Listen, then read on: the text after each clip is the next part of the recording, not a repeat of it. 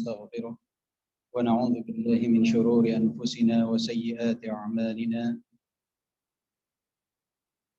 من يهده الله فلا مضل له ومن يضلل فلا هادي له وأشهد أن لا إله إلا الله ربي وحده لا شريك له وأشهد أن محمدا عبده ورسوله يا أيها الذين آمنوا اتقوا الله حق تقاته ولا تموتن إلا وأنتم مسلمون يا أيها الناس اتقوا ربكم الذي خلقكم من نفس واحدة وخلق منها زوجها وبث منهما رجالا كثيرا ونساء واتقوا الله الذي تساءلون به والأرحام إن الله كان عليكم رقيبا يا أيها الذين آمنوا اتقوا الله وقولوا قولا سديدا يصلح لكم أعمالكم ويغفر لكم ذنوبكم ومن يطع الله ورسوله فقد فاز فوزا عظيما اعلموا فإن أصدق الحديث كتاب الله وخير الهدي هدي محمد صلى الله عليه وسلم وشر الأمور محدثاتها وكل محدثة بدعة وكل بدعة ضلالة وكل ضلالة في النار أما بعد. Alhamdulillah wa syukurillah, ibu-ibu yang dimuliakan oleh Allah Subhanahu wa taala. Sebelumnya saya minta maaf atas keterlambatan kehadiran saya di tempat ini. Puji syukur kita panjatkan kehadirat Allah Subhanahu wa taala atas segala nikmat yang Allah Subhanahu wa taala limpahkan kepada kita, terutama nikmat Islam, nikmat iman. Nikmat yang mana Allah Subhanahu wa taala memberikan kesempatan kepada kita untuk dapat duduk di dalam majelis ilmu, mendengarkan firman Allah dan juga hadis-hadis Rasulullah sallallahu alaihi wasallam. Nikmat untuk dapat belajar, nikmat untuk dapat mempelajari syariat Allah Subhanahu wa taala. Nikmat ini adalah nikmat yang sangat luar biasa. Terlebih di zaman yang seperti saat ini, zaman yang penuh dengan fitnah, zaman yang penuh dengan cobaan, zaman yang penuh dengan ujian. Zaman yang sangat luar biasa sekali. Dan di zaman ini, ketika banyaknya fitnah, ujian dan cobaan, banyak orang-orang yang terpental dari jalur kebenaran menuju jurang kemaksiatan dan kesesatan.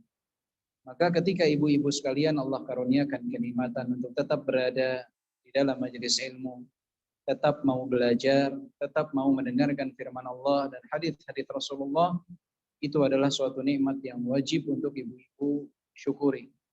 Karena nikmat tersebut adalah nikmat yang sangat luar biasa sekali. Ibu-ibu yang dimuliakan oleh Allah Subhanahu wa taala, pepatah Arab mengatakan at-tikrar yu'allimu syuttar. Pengulangan dapat mengajari orang-orang pintar dan cerdas. Ada satu hal yang ingin Anda bahas pada kesempatan kali ini sebelum kita masuk ke tema pembahasan kita. Dan apa yang akan Anda bahas sekilas ini pernah Anda bahas di tempat lain. Mungkin ada ibu-ibu yang pernah hadir di tempat tersebut. Tidak apa-apa. At-tikrar yu'allimu syuttar. Pengulangan mengajari orang-orang pintar dan cerdas. Ketika sesuatu diulang, seseorang dapat melihat dari sudut pandang lain atau dapat menambil faedah dari apa yang belum diambil sebelumnya. Ibu-ibu yang dimuliakan oleh Allah Subhanahu wa taala, saat ini kita dihadapkan dengan kenaikan harga pada banyak sekali bahan pokok. Dan ini adalah efek dari kenaikan harga bahan bakar minyak. Suatu hal yang menjadi sunnatullah, dan kenaikan harga ini tidak hanya terjadi di zaman kita, tapi juga pernah terjadi di zaman Rasulullah sallallahu alaihi wasallam, di zaman para sahabat, di zaman para tabi'in, di zaman para atba'ut tabi'in dan para ulama radhiyallahu anhum dan rahimahumullah. Satu hal yang menjadi sisi positif bagi kita, jika hal ini pernah terjadi terhadap mereka, maka kita memiliki contoh yang luar biasa. Bagaimana seharusnya kita bersikap dengan melihat dan mencontoh bagaimana mereka bersikap di saat adanya kenaikan harga. Di zaman Rasulullah sallallahu alaihi wasallam, dari hadis Anas bin Malik diriwayatkan oleh Imam Ahmad dan yang selainnya, Pernah datang seseorang kepada Rasulullah sallallahu alaihi wasallam, "Ya Rasulullah, ghalas si'ar." Wahai Rasulullah, sesungguhnya harga-harga telah melonjak naik. Fasa'ir lana, maka tetapkanlah harga untuk kami. Saat itu Rasulullah sallallahu alaihi wasallam menjawab, "Innallaha huwal musa'ir." Sesungguhnya Allah lah yang menetapkan harga. Al-qabidul basitur raziq. Allah yang menyempitkan dan melapangkan rizki, dan Allah zat yang maha mengaruniakan rizki. Wa inni la arju an alqallah wa laysa ahadun minkum an yatlubani wa laysa ahadun minkum yatlubani bimadlamatin fi damin aw mal.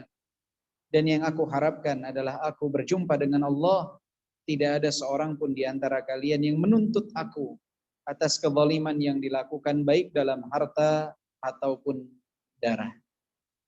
Di dalam hadis yang lain, hadis Abu Hurairah, seseorang pernah bertanya kepada Nabi, "Ya Rasulullah, sa'ir." Wahai Rasulullah, tetapkanlah harga. Harga sudah melonjak tinggi, tetapkanlah harga. Maka Rasulullah sallallahu alaihi wasallam menjawab, "Bal ad'u." Yang akan aku lakukan adalah berdoa kepada Allah Subhanahu wa taala.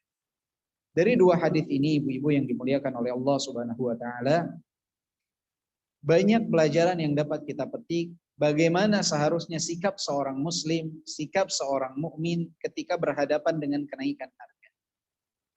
Yang pertama adalah berdoa kepada Allah Subhanahu wa taala. Sebagaimana Rasulullah katakan, "Bal ad'u," yang akan aku lakukan adalah berdoa kepada Allah Subhanahu wa taala. Karena doa ini adalah silahul mukmin, senjatanya seorang mukmin. Ad-du'a'u huwal ibadah, doa adalah ibadah. Doa adalah senjata seorang mukmin di saat dia menghadapi kenaikan harga. Senjata yang dapat dia gunakan untuk menghadapi kenaikan harga tersebut. Berdoalah kepada Allah Subhanahu wa taala, karena jawabannya ada di sisi Allah Subhanahu wa taala. Karena yang menetapkan harga adalah Allah Subhanahu wa taala. Maka berdoalah kepada Allah Subhanahu wa taala, karena Allah yang menentukan, bukan siapa-siapa. Syekhul Islam Ibnu Taimiyah pernah mengatakan bahwa naik dan turunnya harga itu semuanya merupakan takdir Allah, ketetapan Allah. Tidak mungkin terjadi kecuali atas kehendak dan keinginan Allah. Mustahil. Ada kenaikan harga bukan atas kehendak dan keinginan Allah. Akan tetapi, kata Syekhul Islam Ibnu Taimiyah, Allah menjadikan beberapa sebab untuk naik dan turunnya harga. Allah jadikan di antara sebab naiknya harga adalah kezaliman hamba kepada hamba yang lain. Dan sebab turunnya harga adalah perbuatan baik di antara sesama manusia. Allah jadikan sebab-sebab tersebut. Tapi tidak mungkin terjadi kecuali atas kehendak Allah. Yang menakdirkannya pasti Allah. Maka berdoalah kembali kepada Allah Subhanahu wa taala. Minta kepada Allah Subhanahu wa taala agar kita diberikan kemudahan di saat kenaikan harga. Agar kita diberikan keberkahan dari harta yang Allah Subhanahu wa taala karuniakan kepada kita.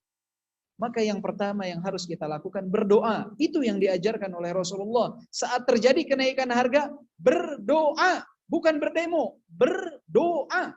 Itu yang pertama.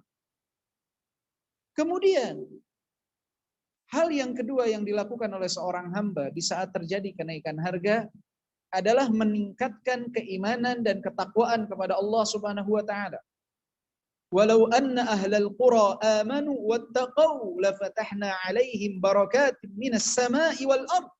Andai saja penduduk suatu negeri beriman dan bertakwa kepada Allah, maka kami akan bukakan bagi mereka pintu keberkahan dari langit dan bumi.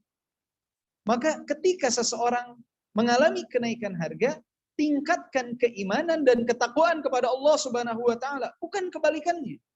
Saat kenaikan harga orang malah semakin jauh dari Allah Subhanahu wa taala. Itu bukan solusi. Solusi di saat kenaikan harga adalah orang kembali kepada Allah Subhanahu wa taala, mengecek apakah harta yang dia ambil merupakan harta yang diambil di jalan yang dihalalkan oleh Allah atau tidak. Kembali mengecek kembali ibadahnya kepada Allah Subhanahu wa taala. Salatnya, dia cek kembali lisannya, dia cek kembali tauhidnya, Dia cek kembali tingkat keimanan dan ketakwaannya kepada Allah Subhanahu wa taala. Bukan ketika terjadi kenaikan harga malah semakin jauh dari Allah. Terjadi kenaikan harga dia malah mengikuti judi online.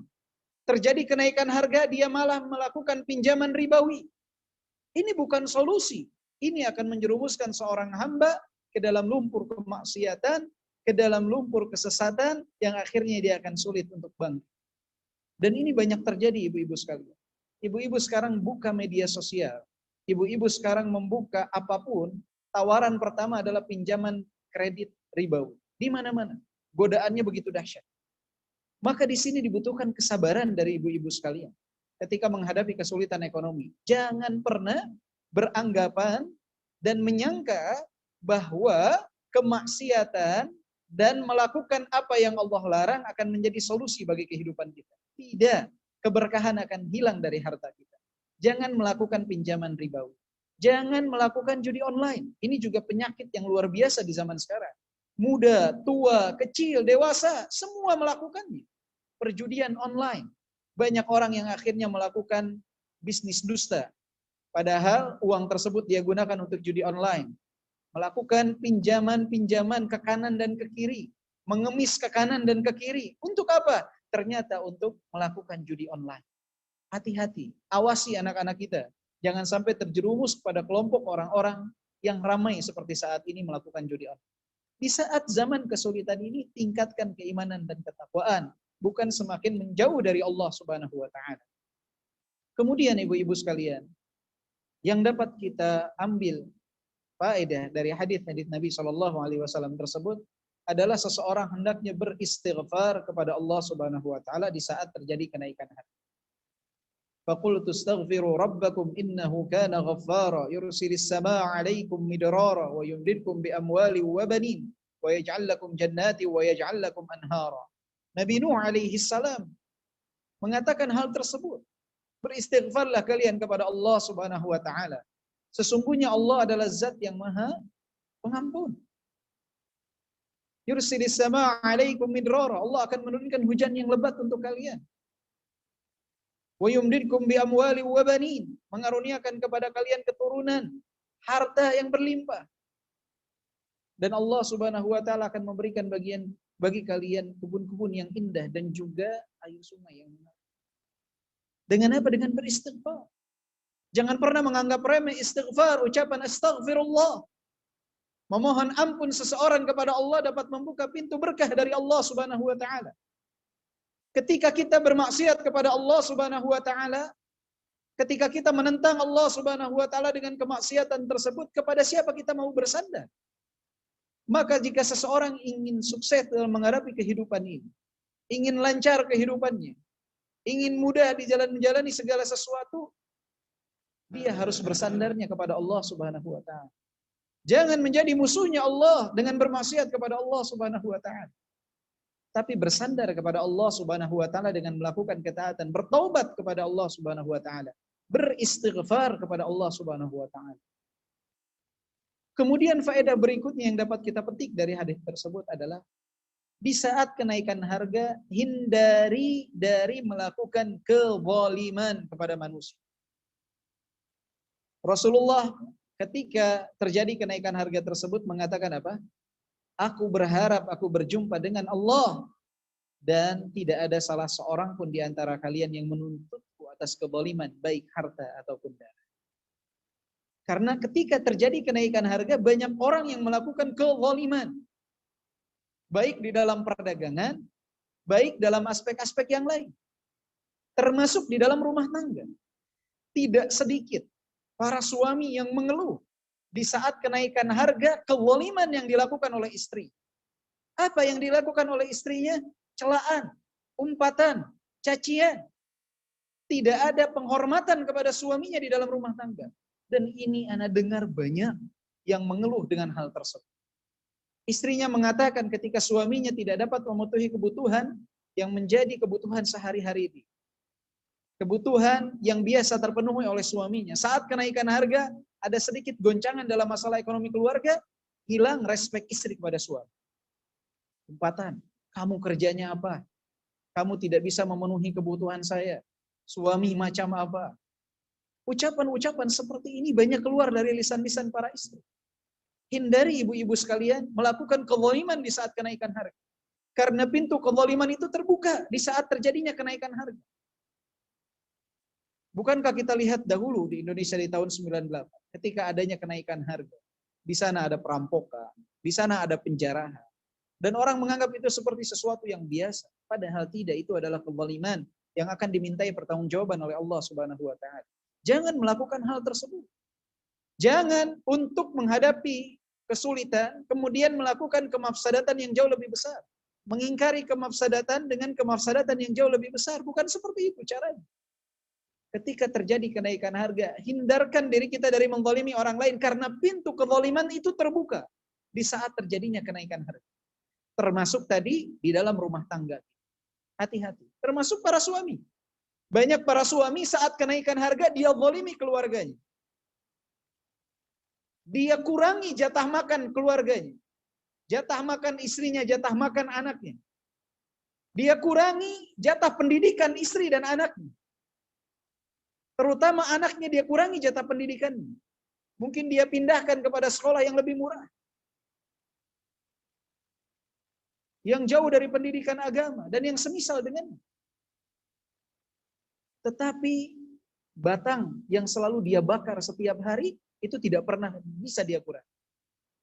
Tidak mau dia mengurangi jatah batang yang setiap hari dia bakar. Rokok yang setiap hari dibakar tidak mau dikurangi.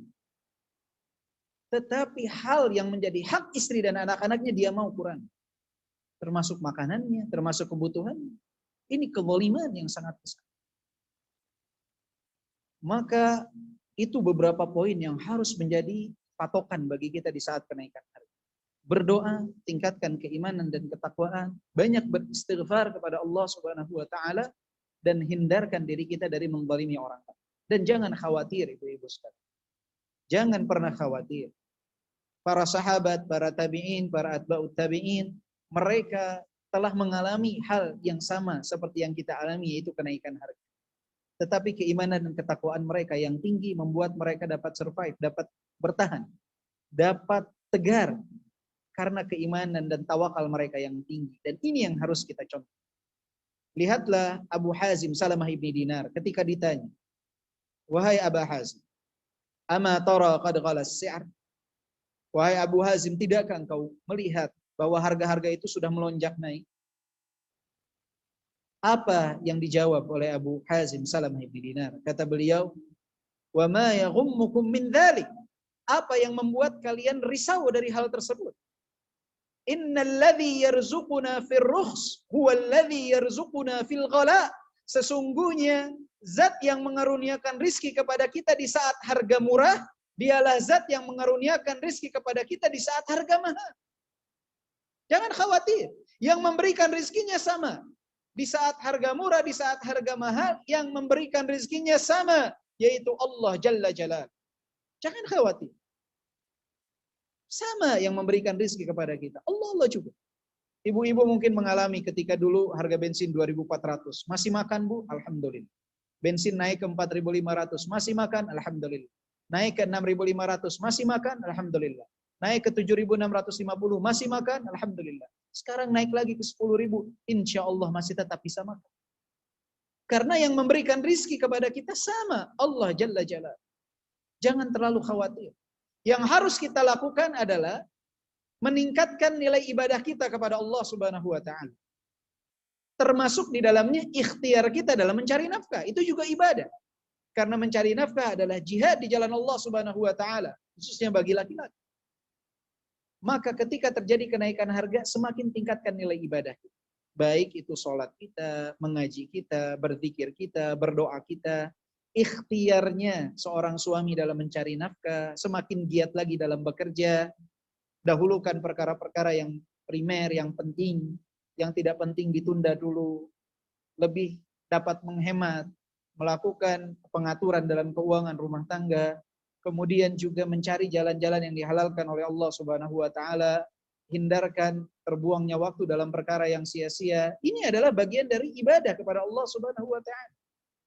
Oleh sebab itu, ada perkataan yang dinisbatkan kepada Ibrahim Ibn Adham ketika ditanya, wahai Ibrahim bin Adham, sesungguhnya harga-harga itu telah melonjak naik. Apa jawaban beliau? Wallahi la ubali. Demi Allah aku tidak peduli. Lau asbahat habbatus syair bidinar. Andai satu biji gandum itu setara dengan 1 dinar. Seberat 4,25 gram emas. Satu biji gandum jika setara sekitar 4 juta saja rupiah, aku tidak peduli, kata Ibrahim bin Adham.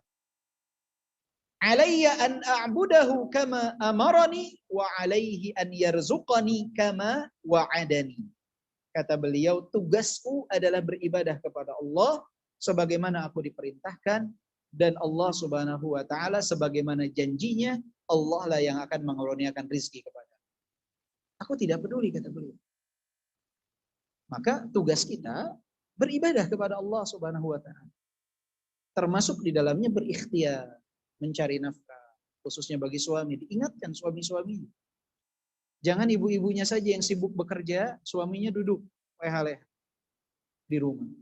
Suami yang wajib untuk mencari nafkah bagi keluarga. Tugas ibu adalah mengurus rumah tangga. Jika suatu saat ibu-ibu mau membantu suami dalam perkara yang dihalalkan oleh Allah, tidak ada mukhalafah dalam syariatnya, silakan. Tapi mencari nafkah adalah tugas utama bagi suami. Ingatkan untuk lebih giat. Jangan misalkan waktu ba'da fajar, dia tidur sampai menjelang siang. Kemudian ketika siang, beres sholat zuhur, dia tidur lagi sampai menjelang asar. Ba'da asar, kemudian dia mengambil secangkir kopi, kemudian meminta ibu-ibu untuk menggorengkan makanan, kemudian dia duduk santai. Ketika ditanya kenapa tidak mencari nafkah, kita butuh beras, dia katakan kita harus qanaah. Ini adalah pemahaman yang keliru. Saya yakin mungkin banyak yang mengalami hal tersebut. Ya. Maka yang seperti ini harus difahamkan kepada para suaminya, bukan ini yang disebut qanaah. Ini keliru dalam memahami tentang qanaah dan tawakal. Bekerja, mencari nafkah, keluar, ikhtiar. Ya. Keluar di sini bisa di dunia offline langsung atau di dunia online. Dia di rumah nggak masalah. Asalkan dia mencari nafkah. Zaman sekarang Masya Allah, tabarakallah, Allah kasih permudah. Kadangkala ada yang menjualkan barang orang lain, jadi maklarnya. Mudah sekali. Ya. Dengan status WhatsApp-nya, dengan apanya, bisa seseorang berikhtiar. Insya Allah Allah akan kasih jalan keluar. Maka ini adalah kunci di saat mengalami kenaikan harga. Ingat, bukan di zaman kita saja kenaikan harga terjadi, tapi di zaman-zaman sebelum kita pun kenaikan harga pernah terjadi. Contohlah mereka bagaimana menyikapi kenaikan harga. Mereka tidak ada yang membakar ban di hadapan rumah Rasulullah SAW, tidak ada yang menutup jalan, tidak ada yang melakukan perbuatan-perbuatan yang tidak diridhoi oleh Allah Subhanahu wa taala. Jika mereka perlu menyampaikan sesuatu, mereka datang langsung menyampaikan kepada pimpinan mereka atau melalui perantara yang dapat disampaikan, memberikan nasihat dengan cara yang baik, dengan cara yang bijak. Jangan menimbulkan kemafsadatan yang jauh lebih besar dari kemafsadatan yang ada. Contohlah bagaimana nasihat Nabi saat terjadi kenaikan harga. Banyak berdoa, tingkatkan keimanan dan ketakwaan, banyak beristighfar, dan hindari dari menzalimi orang lain di saat kenaikan harga. Karena pintu kezaliman itu terbuka lebar di saat terjadinya kenaikan harga. Dan ingatlah perkataan dari Abu Hazim Salamah ibni Dinar, innal ladzi yarzuquna fil ruhus huwal ladzi yarzuquna fil ghala. Sesungguhnya yang mengaruniakan rizki kepada kita di saat harga murah, dialah Allah Zat yang mengaruniakan rizki kepada kita di saat harga mahal. Dan ingatlah perkataan dari Ibrahim ibn Adham yang mengatakan, wallahi la ubali, demi Allah aku tidak peduli dengan kenaikan harga. Walau asbahat habbatu syair bidinar, andai satu biji gandum itu setara dengan 1 dinar, sekitar 4 juta rupiah, aku nggak peduli, kata beliau. Alayya an a'budahu kama amarani, tugasku beribadah kepada Allah sebagaimana aku diperintahkan, wa alaihi an yarzuqani kama wa'adani, dan Allah Subhanahu wa taala mengaruniakan rezeki kepadaku sebagaimana Allah menjanjikan hal tersebut kepadaku. Innallaha huwar razzaqu dzul quwwatil matin. Jangan khawatir ibu-ibu sekalian. Ibu-ibu tahu semut berwarna hitam? Pepatah Arab itu mengatakan subhanalladzi yarzuqun namlatas sauda fi lailatil dhulma ala sakhratis samma. Maha suci Allah yang mengaruniakan rizki kepada semut hitam di dalam kegelapan malam di atas batu yang berwarna hitam kelam. semut hitam di atas batu yang berwarna hitam kelam, di dalam kegelapan malam Allah Subhanahu wa taala masih memberikan kepadanya rizki.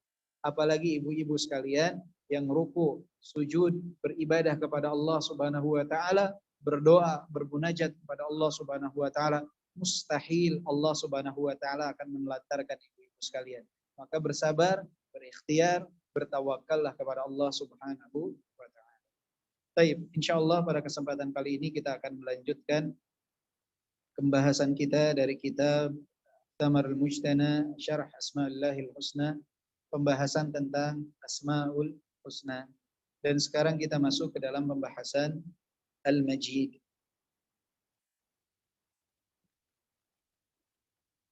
Al-Majidu alladhi lahul majdul azim wal majdu huwa 'azamatus sifati wa sa'atuha fa kullu wasfun min awsafihi 'azimun sya'nuh.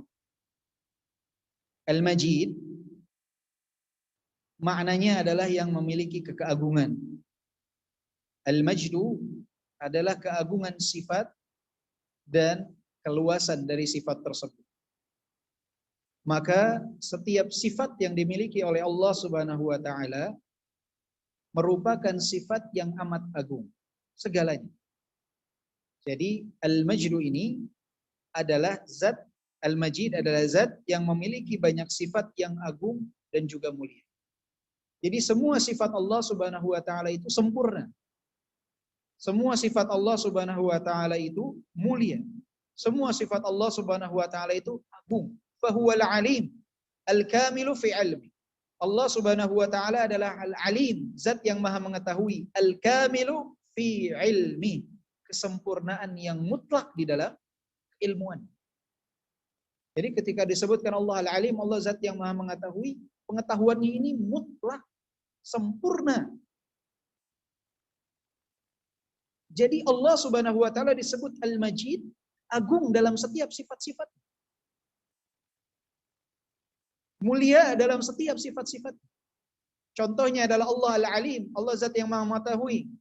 Artinya kata beliau di sini disebutkan Al-Kamilu fi ilmi, sempurna secara mutlak keilmuan. Ar-Rahim alladzi wasi'at rahmatuhu kulla syai. Allah Ar-Rahim, zat yang maha penyayang, yang luas kasih sayangnya, meliputi segalanya. Al-Qadir alladzi la yu'jizuhu syai. Allah zat yang maha kuasa, tidak terhalang oleh sesuatu apapun. Al-Halim al-Kamilu fi hilmi. Allah adalah zat yang maha penyantun, yang sempurna dari apa yang disifati kepada Allah Subhanahu wa taala tersebut. Allah menangguhkan azab bagi orang-orang yang melakukan kemaksiatan kepada Allah Subhanahu wa taala. Ini makna Al-Halim, Allah zat yang maha penyantun. Sempurna secara mutlak. Al-Hakim al-Kamilu fi hikmati. Allah adalah zat yang maha bijaksana, sempurna kebijaksanaan, kesempurnaan yang mutlak. Ila baqiyati asma'ihi wa sifat, dan dari nama dan sifat Allah yang lain. Maka yang disebut dengan Al-Majid adalah zat yang memiliki banyak sifat yang agung dan mulia. Makna ini kembali kepada kebesaran sifat-sifat Allah, banyaknya, luasnya dari sifat tersebut, keagungan kerajaannya, keluasannya, keesaannya dalam kesempurnaan yang mutlak. Tidak mungkin bagi seorang hamba pun itu meliputi walau sedikit saja dari apa yang Allah Subhanahu wa taala miliki dari sifat tersebut. Jadi, ya ibadallah, para hadirin yang dimuliakan oleh Allah Subhanahu wa taala, tidak bisa disamakan antara ilmunya manusia dengan ilmu Allah Subhanahu wa taala. Ketika disebut manusia memiliki ilmu, berbeda dengan ilmunya Allah Subhanahu wa taala, tidak sama. Secuil saja ilmu yang diketahui oleh manusia. Maka ketika disebutkan satu sifat kepada Allah Subhanahu wa taala, Allah zat yang maha mengetahui, pengetahuannya ini secara mutlak. Allah mengetahui segalanya, kesempurnaan. Yang belum terjadi, yang telah terjadi, yang tersembunyi, yang nampak, semuanya. Ketika disebutkan Allah Al-Hakim, Allah zat yang maha bijaksana, tidak ada makhluk pun yang mendekati kebijaksanaannya dengan kebijaksanaan Allah Subhanahu wa taala. Maka makna dari Al-Majid adalah Allah Subhanahu wa taala zat yang memiliki sifat-sifat yang agung, sifat-sifat yang mutlak kesempurnaan. Maka disinilah ketika kita mendengar tentang sifat asma Allah Subhanahu wa taala, di sana harus ada rasa pengagungan kita kepada Allah Subhanahu wa taala. Bahwa apa yang Allah Subhanahu wa taala miliki dari asma dan sifat itu sangat luar biasa. Kesempurnaan yang mutlak. Tidak ada yang dapat menggesernya. Tidak ada yang dapat mendekati. Dan ini harus tertanam di dalam diri kita dan harus kita praktekkan dalam kehidupan. Ketika kita sebutkan innahu hamidum majid, sesungguhnya Allah Subhanahu wa taala adalah zat yang maha terpuji dan al-majid. Artinya agung seluruh sifat-sifatnya. Agung seluruh sifat-sifatnya. Sempurnaan secara mutlak apa yang dimiliki oleh Allah Subhanahu wa taala. Jadi ada makanan dalam diri kita, ada rasa pengagungan dalam diri kita ketika kita mengetahui salah satu dari Asmaul Husna Allah Subhanahu wa taala yaitu Al-Majid. Ya. Makanya boleh diberikan nama anak itu Abdul Majid, ya, Abdul Majid. Hambanya Al-Majid. Tapi karena kita di Indonesia ini sering menyingkat nama, kadang nama bagus jadi Abdul Majid jadinya Ajid. Padahal Abdul Majid yang disingkat dari asma Allahnya lagi. Ya. Al-Majidnya disingkat oleh dia jadi Ajid. Subhanallah. Ya. Itu harus dilatih dari semenjak anak kita kecil. Biasakan menyebut namanya itu secara sempurna. Biar orang-orang mengikuti penyebutan tersebut. Jangan suka menyingkat-nyingkat nama. Kecuali ketika tidak merubah makna dan tidak merubah arti. Misalkan Abdul Majid dipanggil Abdu. Atau Abdurrahman dipanggil Abdu. Itu maknanya masih sama. Kemudian berikutnya. Al-Kabir. Allah Subhanahu wa taala adalah zat yang maha besar. Maka seseorang itu, ibu-ibu yang dimuliakan oleh Allah Subhanahu wa taala, ketika dia bertakbir, ketika mendengar suara adzan, itu benar-benar resapi dalam dirinya bahwa Allah adalah zat yang maha besar. Allahu akbar, Allahu akbar. Allah zat yang maha besar. Maka semua urusan dunia ini kecil. Sebesar apapun urusan dunia ini kecil. Sebesar apapun orang yang ada di hadapan kita kecil. Allah adalah zat yang maha besar. Maka jangan sampai ketika mendengar suara adzan, kemudian kita lebih mempedulikan orang-orang yang ada di hadapan kita dan tidak menghiraukan panggilan suara adzan. Ibu-ibu lebih menghiraukan masakannya di dapur, lebih menghiraukan cuciannya di tempat pencucian pakaian. Ibu-ibu lebih menghiraukan orang lain. La, Allahu Akbar. Allah zat yang maha besar. Semuanya kecil di hadapan Allah Subhanahu wa taala. Kecil, secuil. Saya pernah katakan di majelis ini, kita ini kecil. Bumi yang kita pijak ini, yang belum semua daratan dan lautannya kita lalui, sangat luas, luar biasa.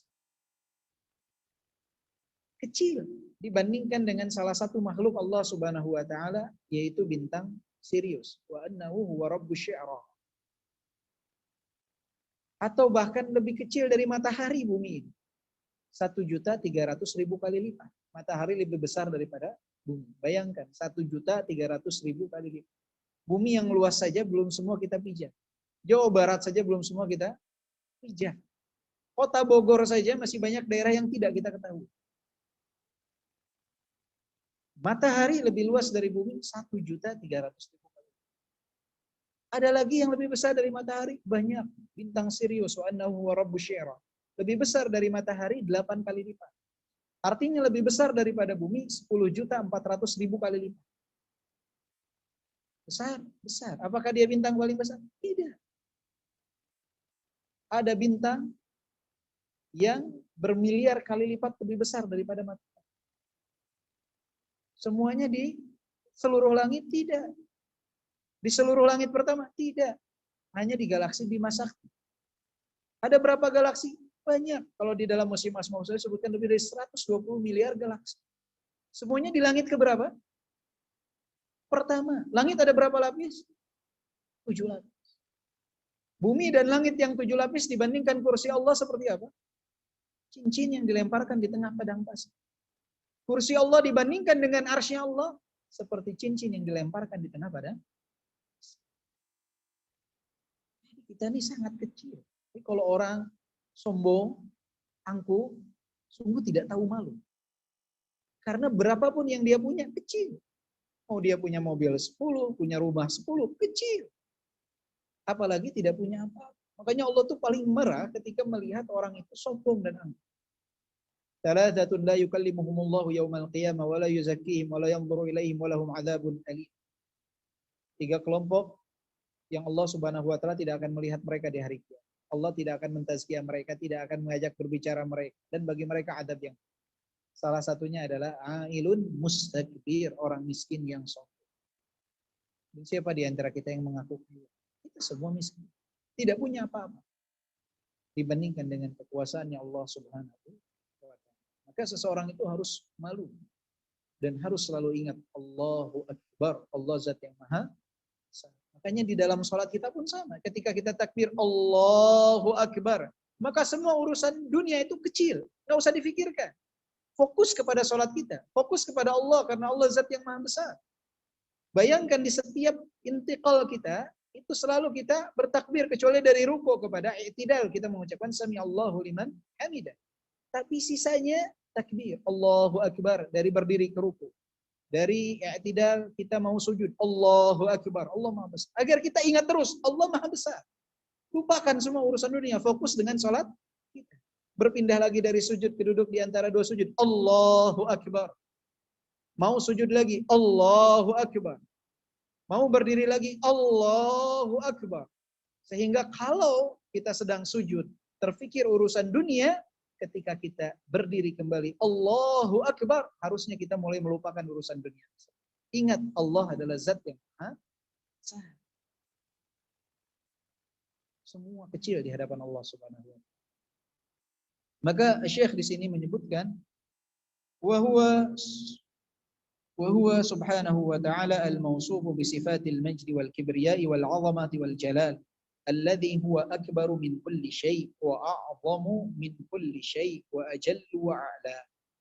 Allah Subhanahu wa taala itu adalah zat yang memiliki sifat keagungan, sifat kebesaran, sifat yang lebih besar dari segalanya. Allah Subhanahu wa taala lebih agung dari segalanya. Allah Subhanahu wa taala lebih tinggi dari segalanya. Walahu at-ta'zim wal ijlalu fi qulubi awliyaihi wa asfiyaihi. Terutama orang-orang yang menjadi wali-wali Allah Subhanahu wa taala, orang-orang yang taat beribadah kepada Allah Subhanahu wa taala. Pengagungan mereka kepada Allah itu jauh lebih besar dibandingkan orang-orang yang jauh dari Allah Subhanahu wa taala. Hamba itu semakin dekat dengan Allah, pengagungannya, mengetahui di atas kebesaran Allah itu semakin besar. Karena apa? Karena dia pelajari. Sebagaimana ibu-ibu sekarang, ketika mempelajari tentang Asmaul Husna, semakin mengenal Allah. Ketika semakin mengenal Allah, semakin besar pengagungan ibu-ibu sekalian kepada Allah Subhanahu wa taala. Kenapa orang-orang itu tidak peduli? Tidak mau taat kepada Allah Subhanahu wa taala? Karena mereka tidak mau mengenal Allah. Tidak mau dekat dengan agama Allah. Andai saja mereka mau membaca, mau mengetahui tentang asma dan sifat Allah, tentunya mereka akan semakin besar kecintaannya kepada Allah dan pengagungannya kepada Allah Subhanahu wa taala.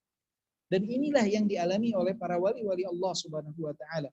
Orang-orang yang saleh dan saleh, pengagungan mereka kepada Allah Subhanahu wa taala itu sangat besar. Kecintaan mereka kepada Allah itu sangat besar karena mereka belajar dan berusaha untuk mengenal Allah Subhanahu wa taala dengan mempelajari asma dan sifat Allah Subhanahu wa taala. Maka salah satu dari hal tersebut yang kita bahas pada kesempatan ini adalah Allah Zat yang Maha Besar. Maka itu harus ditanamkan dalam hati kita, tancapkan di pikiran kita. Di setiap gerak-gerik kita. Allah Zat yang Maha Besar. Semua kecil di hadapan Allah Subhanahu wa taala. Jadi jangan pernah menganggap sesuatu itu besar, lebih besar daripada urusan kita dengan Allah Subhanahu wa taala.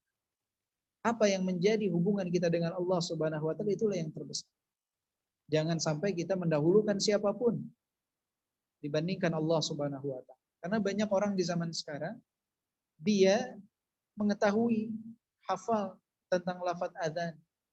Kemudian Dia sholat rutin, sering mengucapkan Allahu Akbar, Allahu Akbar, Allahu Akbar. Tetapi selalu urusan agama itu di nomor 2 kan. Bahkan di nomor 3 kan. Bahkan dijadikan sesuatu yang sudah formalitas saja. Tidak didahulukan. Jadi agama itu hanya dijadikan sebagai simbol dan formalitas saja. Bukan dijadikan sebagai acuan untuk dia bertindak dan bersikap. Banyak, dan ini kejadian di sebagian tempat. Dan di banyak tempat. Orang itu menjadikan agama formalitas saja. Pokoknya kalau mau mulai acara, baca ayat Al-Quran, ada ceramah, udah itu acara bebas. Di setiap kegiatan. Formalitas. Tidak dijadikan apa yang menjadi nasihat yang disampaikan itu untuk dipraktikkan, itu tidak sama sekali. Banyak yang hanya menjadikan formalitas saja. Agama dijadikan nomor 10. Yang didahulukan adalah hawa nafsunya, adat istiadatnya, walaupun menyelisih syariat dia dahulukan. Semua itu sebagai, ini kejadian. Ibu, bapak mungkin melihat. Kalau acara pernikahan, biasanya ketika akad nikah, yang dalam tanda kutip nih, belajar untuk syar'i, atau di lingkungan yang mulai kajian dan lain sebagainya. Banyak yang ketika akad nikah itu, perempuan itu dipisahkan dari mana? Dari laki-laki. Nggak boleh. Perempuannya tidak boleh dihadirkan. Bagus, luar biasa. Tapi itu hanya sebatas formalitas di awal acara saja. Kadangkala penghulunya ketika mau minta tanda tangan, itu tidak diizinkan. Nanti kami yang akan membawa kertas tersebut kepada didengarkan oleh mereka khutbah nikah, tausiah pernikahan. Selesai tausiah pernikahan, penghulunya pulang, ustadz yang isi ceramahnya pulang, mulai acara bebas. Pengantennya dihadirkan, dipertontonkan ke semua kalangan. Kemudian mulai suara musik bergema. Joget-joget semuanya, termasuk pengantin perempuannya, termasuk keluarga perempuannya campur. Terus tadi apa? Apakah untuk dilaksanakan atau sebatas formalitas?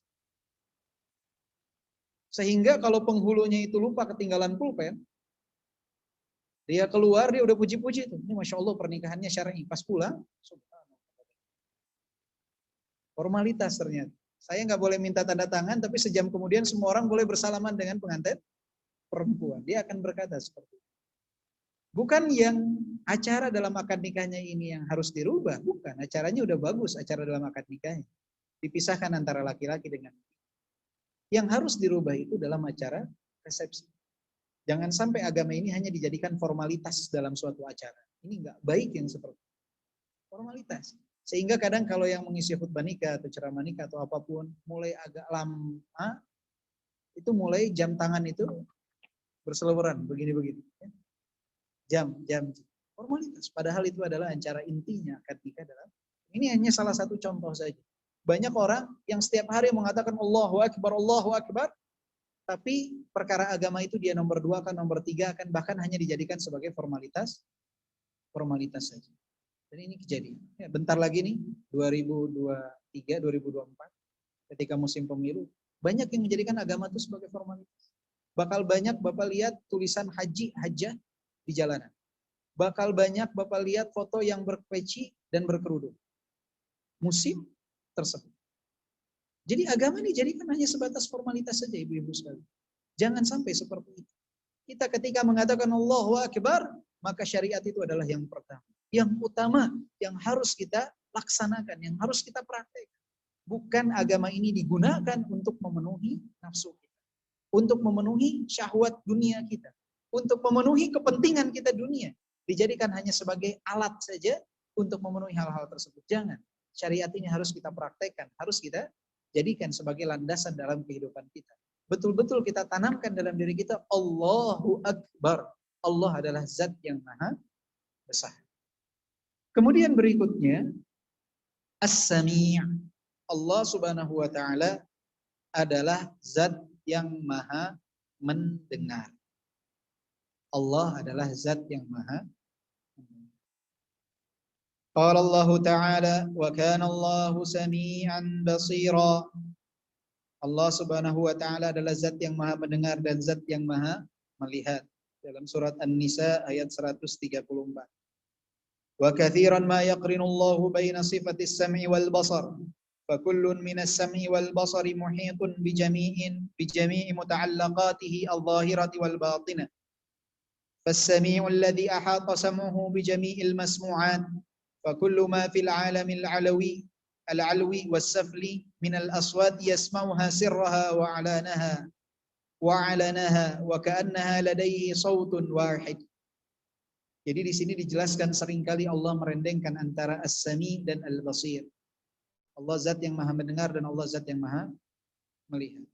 Dan Allah Subhanahu wa taala ketika disebutkan maha mendengar dan maha melihat ini mencakup segalanya. Allah maha mendengar dari setiap sesuatu yang tersembunyi ataupun yang nampak. Dan walaupun di saat waktu bersamaan, saya bicara di sini, ibu bicara di depan. Ada keluarga kita bicara di rumahnya. Semuanya terdengar oleh Allah Subhanahu wa taala seakan-akan seperti satu suara. Walaupun di saat bersama. Di seluruh dunia ini ada sekitar 6 miliar manusia. Semua bicara, semua terdengar. Di sisi Allah Subhanahu wa taala. Maka Allah zat yang maha mendengar tidak sama dengan pendengaran manusia. Kita kalau A ngomong, B ngomong, kita bilang tunggu dulu, bentar. Ini dulu satu-satu. Karena kita tidak bisa menangkap apa yang diucapkan. Tapi hal tersebut tidak berlaku untuk Allah Subhanahu wa taala. Allah maha mendengar segalanya. Yang tersembunyi, yang nampak, semuanya terdengar. Walaupun seseorang berbicara di waktu yang bersamaan. Semuanya terdengar, satu persatu terdengar dengan jelas. Bisa seperti itu. Allah Jalla Jalal. Allah Subhanahu wa taala As-Sami, Allah zat yang maha mendengar. Maka jangan ibu-ibu berusaha untuk berghibah kemudian sembunyi-sembunyi. Jangan bilang siapa-siapa. Jangan bilang siapa-siapa. Ini sering kejadian. Jadi si A cerita ke si B. Kata si A jangan bilang siapa-siapa. Si B bilang ke si C. Ini rahasia, jangan bilang siapa-siapa. Si C bilang ke si D. Jangan bilang siapa-siapa. Ini sering kejadian yang seperti ini. Ribahnya ibu-ibu seperti ini. Betul, Bu? Betul, Bu? Betul. Ya, jujur. Jadi kejadian seperti itu. Allah maha mendengar semuanya. Ribahnya ibu-ibu detik per detik, kata per kata, huruf per huruf terdengar. Allah zat yang maha mendengar dan tercatat itu semua. Jadi jangan berpikir nggak ada siapa-siapa nih, saya gibahi. Jangan. Allah zat yang maha mendengar. Atau ibu-ibu misalkan depan suami tersenyum, ketika di dapur sendiri ngoceh, dihina suaminya. Dasar udah tua, tidak tahu diri. Sambil enggak depan suaminya, tapi sendiri dia berucap. Allah zat yang maha mendengar. Hati-hati. Ya. Allah zat yang maha mendengar. Wala takhfa alaihi jami'ul lughat wal qaribu minha wal ba'id wasir wal alani 'indahu sawa. Dan tidak ada satu bahasa pun yang tidak diketahui oleh Allah Subhanahu wa taala. Di dunia ini mungkin ada ribuan, puluhan ribu bahasa, semuanya Allah mengetahui. Allah mendengar. Tidak ada yang tersembunyi. Jadi seseorang mau berdoa pakai bahasa Indonesia, pakai bahasa Sunda, pakai bahasa Jawa, pakai bahasa apapun, Allah memahaminya dan Allah mendengar. Bahasa apapun. Allah maha mendengar. Dekat, jauh, tersembunyi, nampak terang-terangan, semua sama. Allah maha mendengar. Sawa'un minkum man asarral qawla wa man jahara bih wa man huwa mustakhfin bil laili wa saribun bin nahar. Sebagaimana firman Allah dalam surat Ar-Ra'd ayat ke-10. Qad sami'a Allahu qawla allati tujadiluka fi zawjiha wa tashtaki ila Allah wallahu yasma'u tahawurakuma innallaha sami'un basir. Ini pun begitupun dalam surat Al-Mujadalah ayat ke-1. Ketika seorang wanita mengeluh kepada Rasulullah sallallahu alaihi wasallam ketika diucapkan suaminya mengucapkan bahwa engkau seperti punggung ibu. Saat itu Aisyah radhiyallahu anha mendengar dari belakang hujrah, dari belakang kediaman Aisyah radhiyallahu anha mendengar ucapan tersebut. Tapi tidak semuanya yang Aisyah radhiyallahu anha berhasil mendengarnya. Tapi Allah Subhanahu wa taala dari langit ke-7, di atas langit ke-7 mendengar semua ucapan wanita tersebut secara terperinci. Keluhannya terdengar secara terperinci. Makanya Aisyah radhiyallahu anha disebutkan mengatakan tabarakalladzi wasi'a sam'ahu al-aswat laqad ja'atil mujadilatu tashtaki ila Rasulillah sallallahu alaihi wasallam wa ana fi janibil hujrah. Allah Subhanahu wa taala yang pendengarannya amat luas. Datang seseorang mengeluh kepada Nabi sallallahu alaihi wasallam dan aku ada di samping al-hujrah. Wa innahu la yakhfa alayya ba'dha kalamiha, dan ada ucapan-ucapan yang tidak terdengar olehku, kata Aisyah. Fa anzalallahu qad sami'allahu qawla allati tujadiluka fi zawjiha. Sedangkan Allah Subhanahu wa taala di atas langit yang ketujuh mendengar ucapan wanita tersebut secara terperinci. Hingga turunlah surat Al-Mujadalah tersebut. Maka ini sangat luar biasa sekali, ibu-ibu yang dirahmati oleh Allah Subhanahu wa taala, bapak-bapak sekalian, bahwa kita harus memahami hal tersebut dan tanamkan dalam diri kita. Jangan asal berucap, karena Allah zat yang maha mendengar. Jangan asal berbicara, karena Allah zat yang maha mendengar. Pertimbangkan sebelum bicara. Pertimbangkan sebelum berkata, karena semuanya didengar oleh Allah Subhanahu wa taala.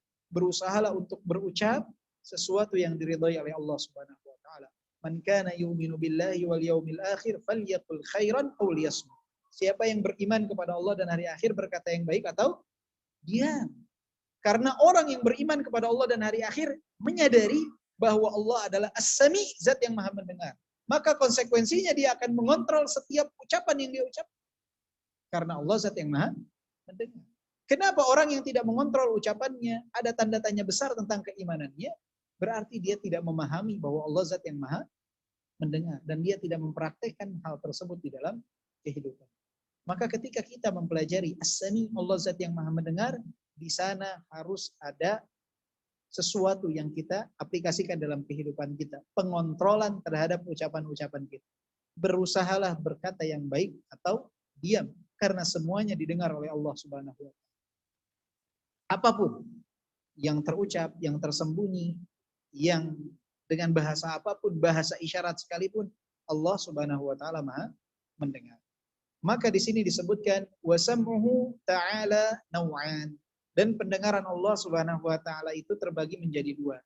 An-naw'ul awwal sam'uhu li jami'il aswatil zahirati wal batinah wal khafiyyati wal jaliyah wa ihatatuhu at-tammatu biha.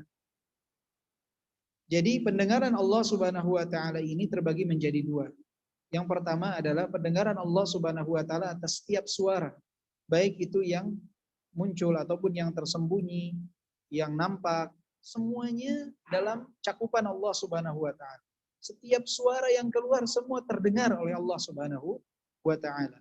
Wan naw'u tsani sam'ul ijabah minhu lis-sa'ilina wad-da'ina wal-'abidina fayujibuhum wa yuthibuhum. Wa minhu qauluhu ta'ala inna rabbi lasami'ud du'a wa qaulul musalli sami'allahu liman hamidah ay istijab.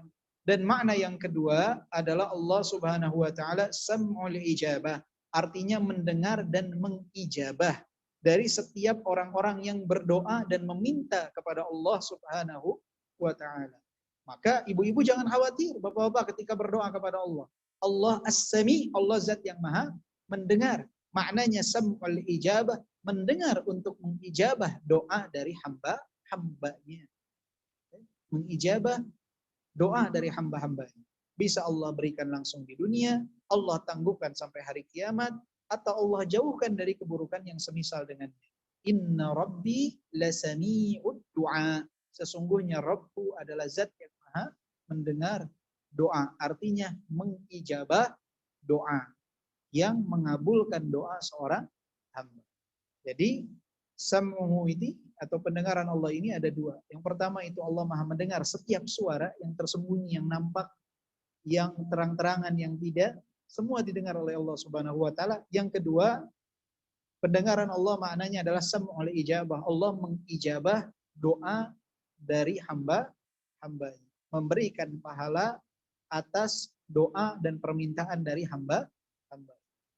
Jadi sebelum seseorang itu menerima ijabah dari doa yang dia sampaikan, terlebih dahulu dia dapat pahala dari doa yang dia ucapkan. Kenapa?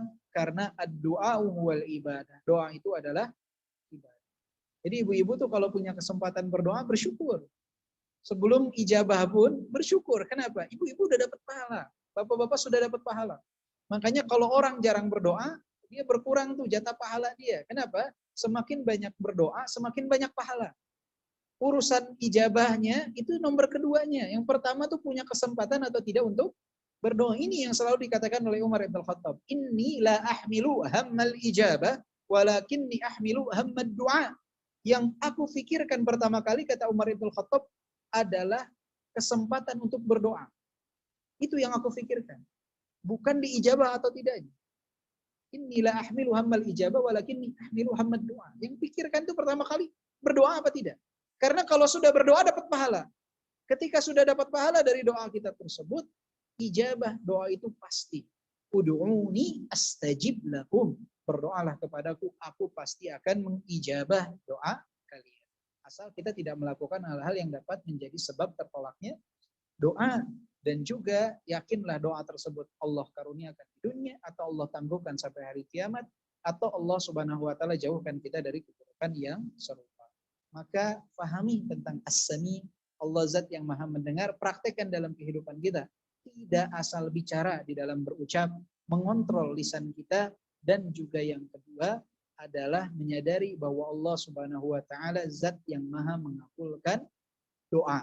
Sehingga jangan pernah letih, jangan pernah lelah untuk berdoa kepada Allah Subhanahu wa taala, karena di samping penantian kita atas ijabahnya doa tersebut, juga yang terlebih dahulu kita akan dapatkan insyaallah adalah pahala karena kita mau berdoa, sebagaimana sabda Nabi, ad-du'a wal ibadah. Doa adalah ibadah.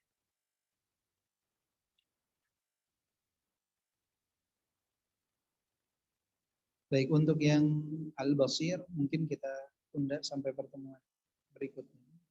Jika ada pertanyaan atau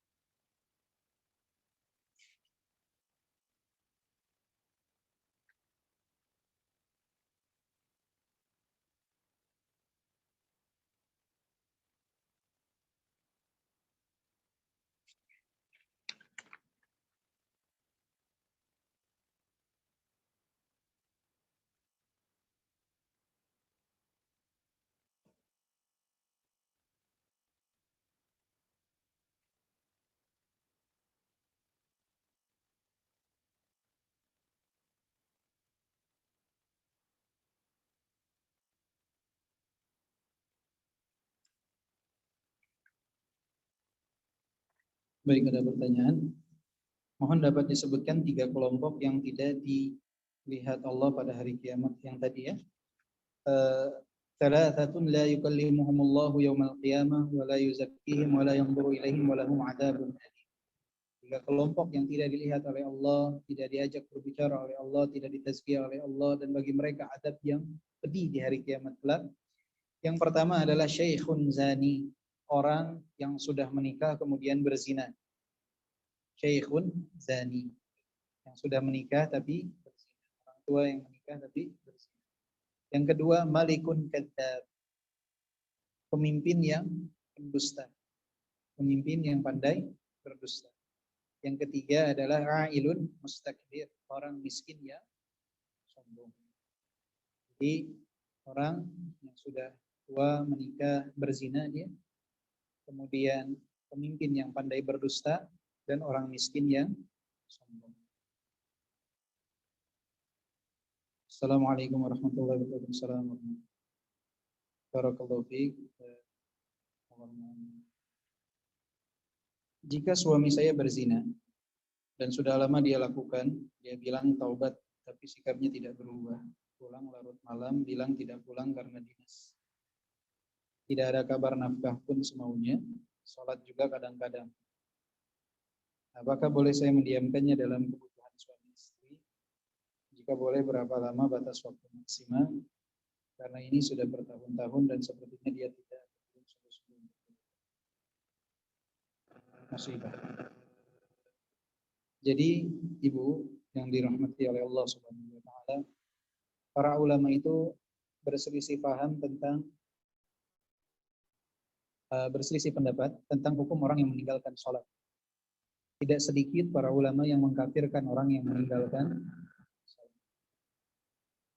Tidak sedikit ulama yang mengkafirkan orang yang meninggalkan sholat. Ini hal yang harus disampaikan kepada suatu. Dan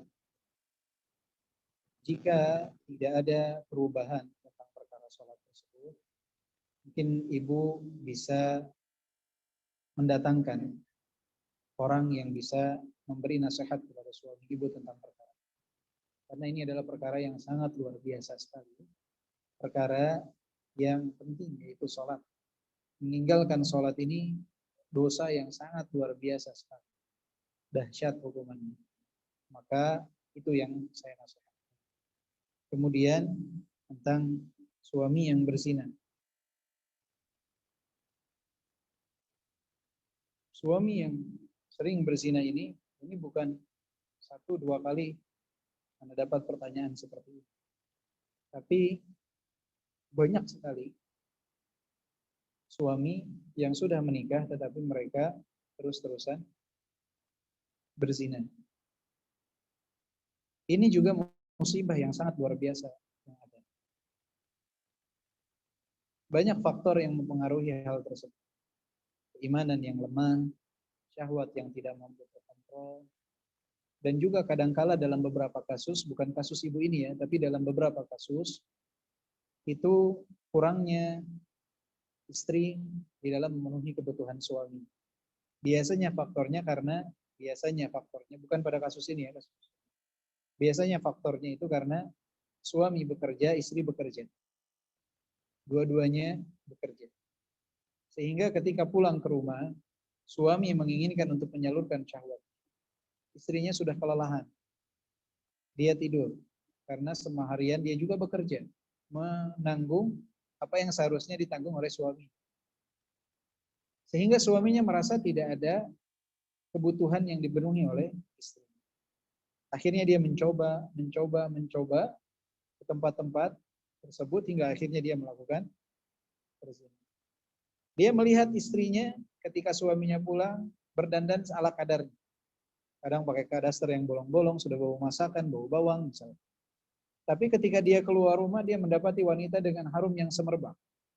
Dengan penampilan yang menarik daya pikat. Ini juga jadi faktor. Jadi bukan dikatakan bahwa tidak menjadi faktor, itu juga salah satu yang menjadi sebab.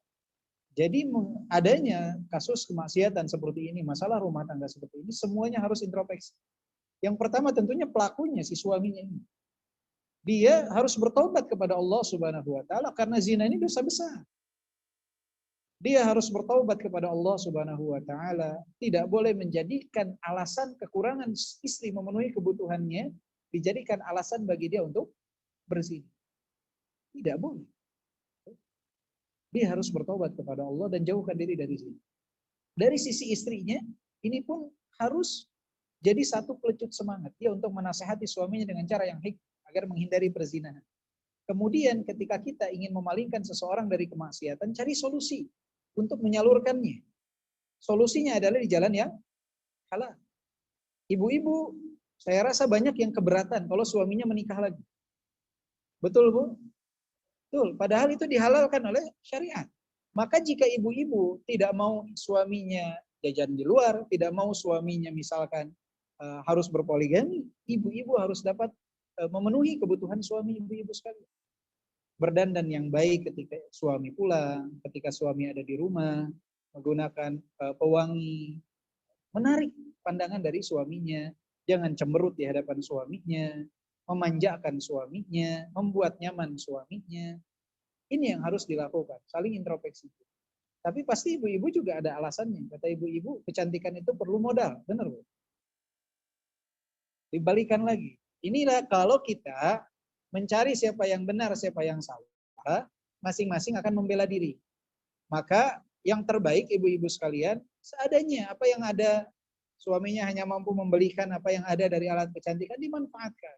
Agar suaminya betah di rumah, tidak melirik pandangan kepada wanita lain.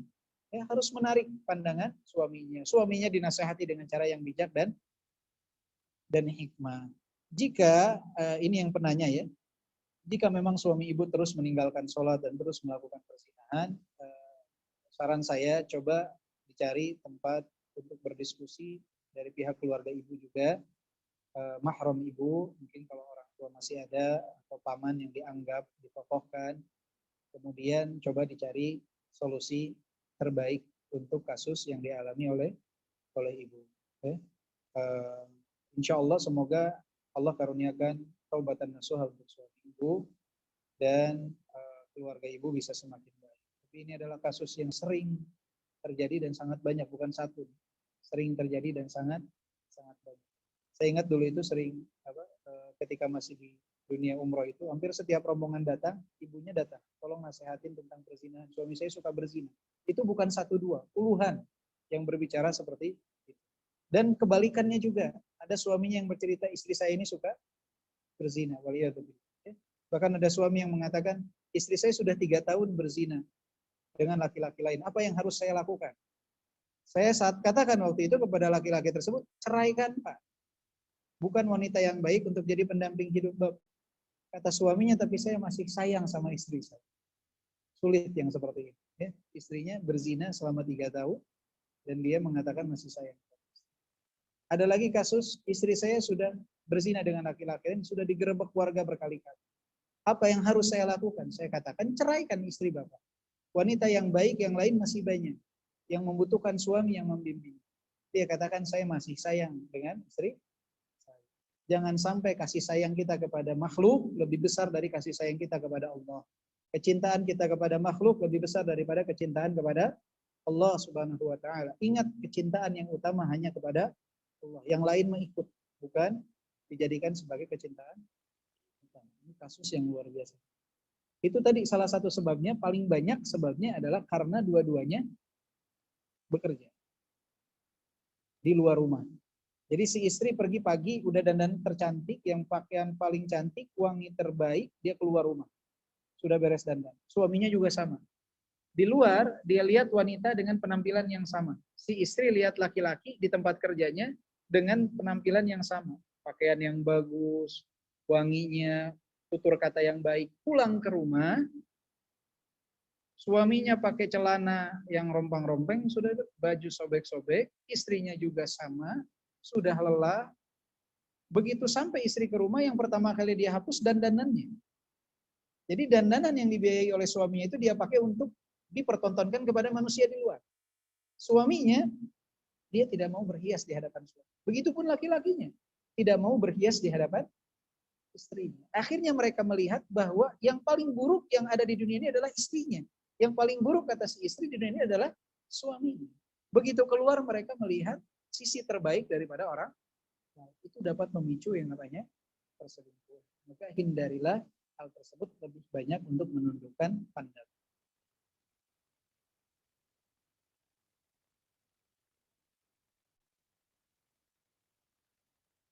Bagaimana cara mengontrol ucapan yang sering keceplosan saat berbicara pada orang lain?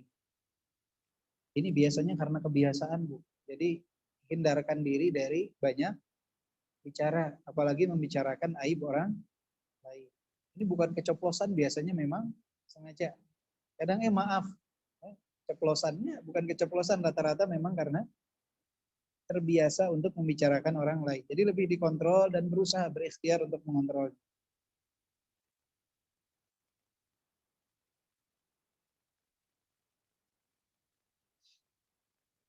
Bagaimana sikap saya sebagai anak saat orang tua menyelenggarakan tahlilan saat meninggalnya nenek saya rahimahullah.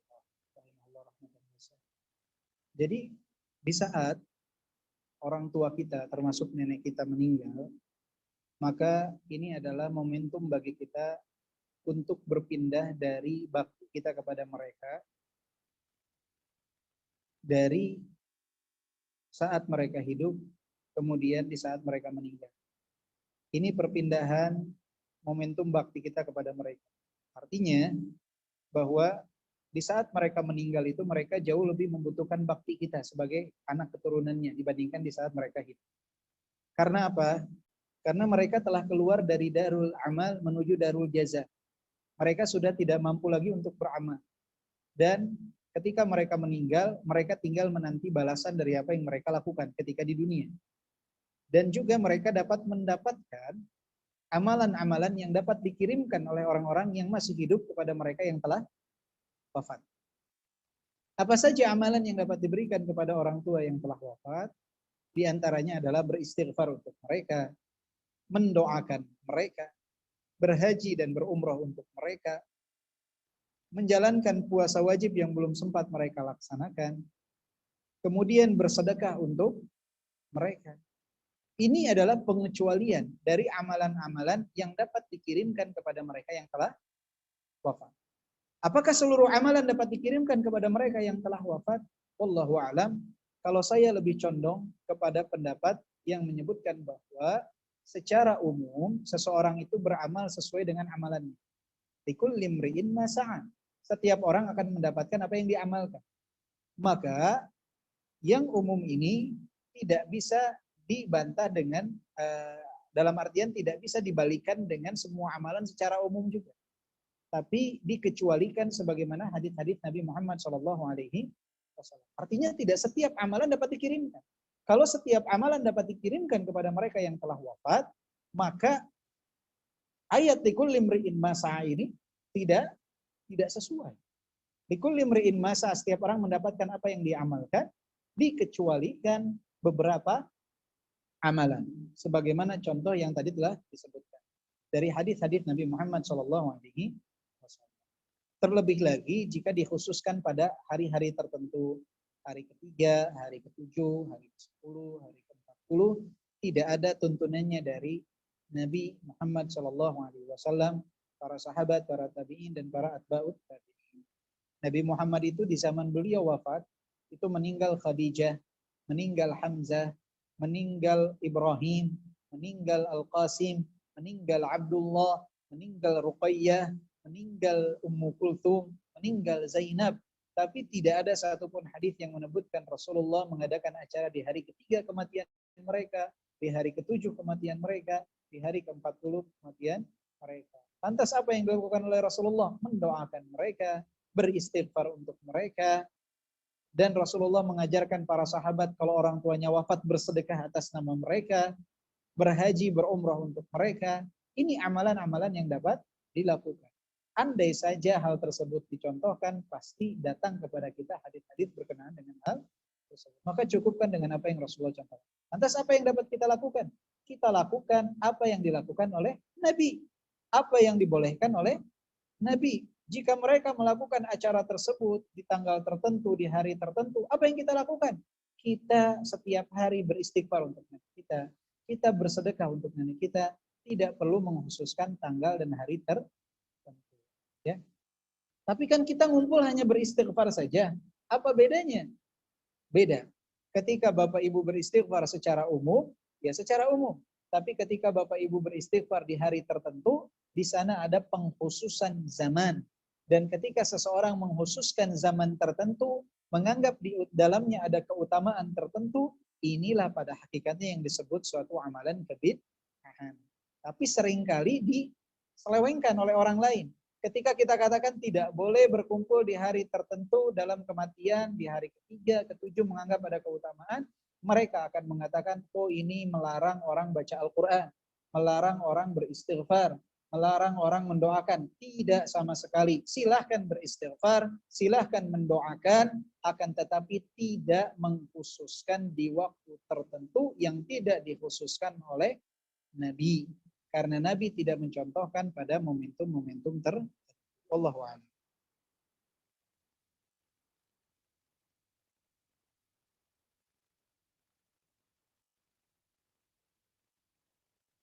Afwan izin bertanya, apakah orang beriman dan tidak beriman juga sudah ditentukan oleh Allah? Manusia itu Ibu diberikan ikhtiar, hak untuk memilih. Yang menakdirkannya Allah Subhanahu wa taala. Tetapi manusia itu diberikan pilihan mana yang akan dia tempuh. Apakah jalan keimanan atau jalan kesyirikan? Apakah jalan tauhid atau jalan kekufuran? Ketika dia memilih, yang menakdirkannya nanti siapa? Allah Subhanahu wa taala. Tapi Allah tidak memaksakan. Allah Subhanahu wa taala tidak memaksa. Jadi akidah Ahlussunnah wal Jamaah itu yang menakdirkan semuanya Allah. Allah sudah tahu apa yang akan dipilih oleh manusia. Tetapi Allah Subhanahu wa taala tidak mungkin membolimi manusia. Artinya ketika seseorang kufur itu bukan karena Allah membolimi dia masukkan ke dalam kekufuran, karena pilihan dia. Allah Subhanahu wa taala hanya menakdirkan apa yang menjadi pilihan orang tersebut yang sebagaimana Allah ketahui sebelumnya.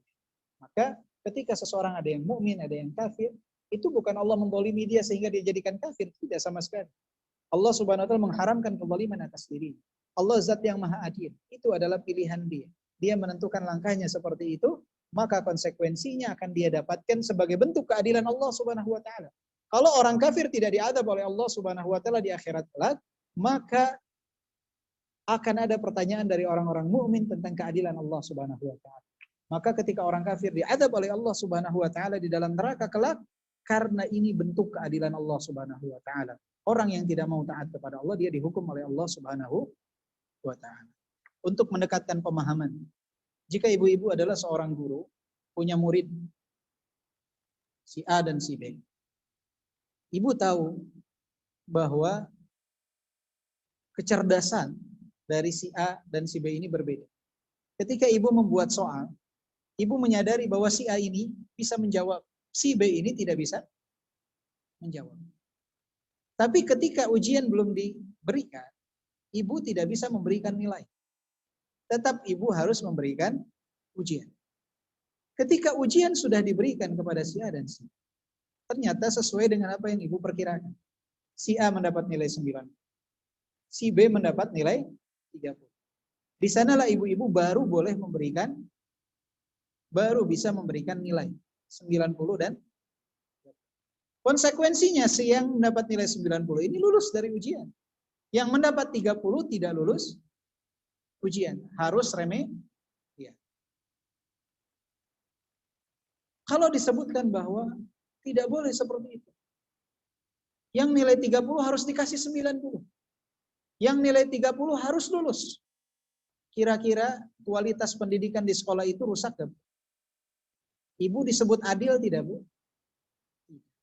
Dan orang-orang liberal sepakat dengan hal tersebut. Jadi kalau urusannya dunia, dia sepakat tuh dengan peraturan dunia.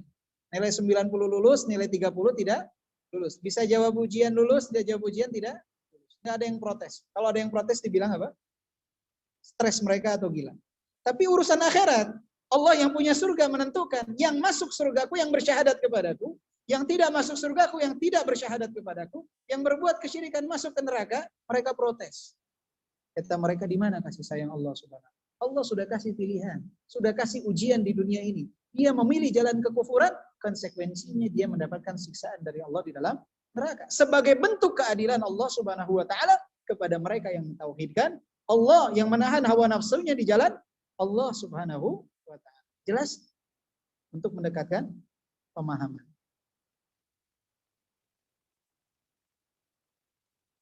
Assalamualaikum Ustaz, kadang saya merasa malu dengan dosa-dosa yang pernah saya lakukan. Karena saya merasa ketika kita menyesali dosa yang kita lakukan, Bu, ini adalah pintu kebaikan. Ini adalah pintu kebaikan. Ketika ibu merasa malu kepada Allah Subhanahu wa taala atas dosa yang ibu lakukan, bersyukur atas hal tersebut. Karena berapa banyak orang yang melakukan dosa demi dosa tapi tidak pernah malu kepada Allah Subhanahu wa taala.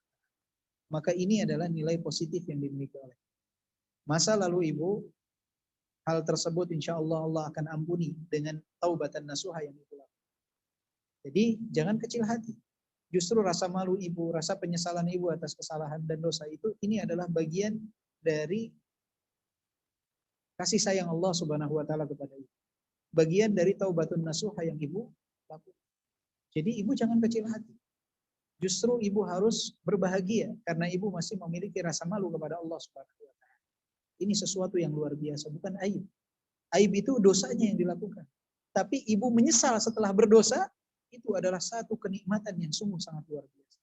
Penyesalan dari dosa yang dilakukan.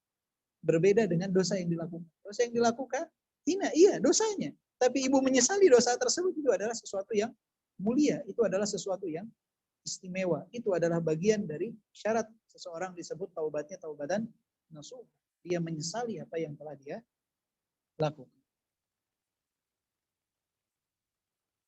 Kemudian ada yang menanyakan bagaimana peribahasa mana dari ucapan adalah doa, baik ucapan baik atau ucapan buruk. Apakah benar? Sedangkan saat kita berucap kita tidak sedang berdoa atau meminta, karena bukankah doa sendiri aturan adab dan tata caranya.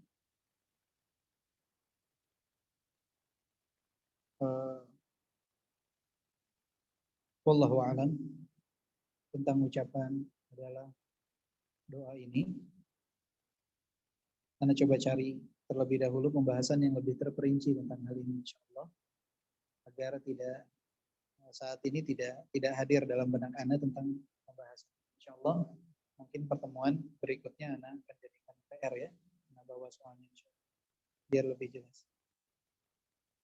Tapi secara umum seseorang harus berhati-hati dalam berucap, ya, jangan sampai dia asal dalam berucap, karena semua dari ucapan seseorang itu akan dimintai pertanggungjawaban oleh Allah Subhanahu wa taala. Tapi ya kata otomatis itu adalah merupakan doa. Wallahu a'lam, nanti insya Allah kita bahas pertemuan berikutnya. Semoga tidak lupa ya tentang ucapan adalah. Mungkin itu yang bisa Anda sampaikan pada kesempatan. Mohon maaf atas segala kesalahan dan kekeliruan. Jika ada hal yang Anda ucapkan keliru atau salah, tolong nanti bisa diingatkan agar kita bisa perbaiki dalam pertemuan berikutnya, agar tidak ada salah paham dalam apa yang disampaikan. Semoga Allah mengampuni kita, membukakan pintu taubat kepada kita, diberikan ketabahan dan kesabaran kepada kita di dalam masa yang penuh dengan fitnah, cobaan dan ujian ini. Dan semoga kaum muslimin diberikan ketabahan atas ujian tingginya harga-harga yang saat ini mereka alami. Kita tutup dengan doa kafaratul majelis. Subhanakallahumma wa bihamdika asyhadu an la ilaha illa anta astaghfiruka wa atubu ilaik. Walhamdulillahirabbil alamin. Assalamualaikum warahmatullahi wabarakatuh.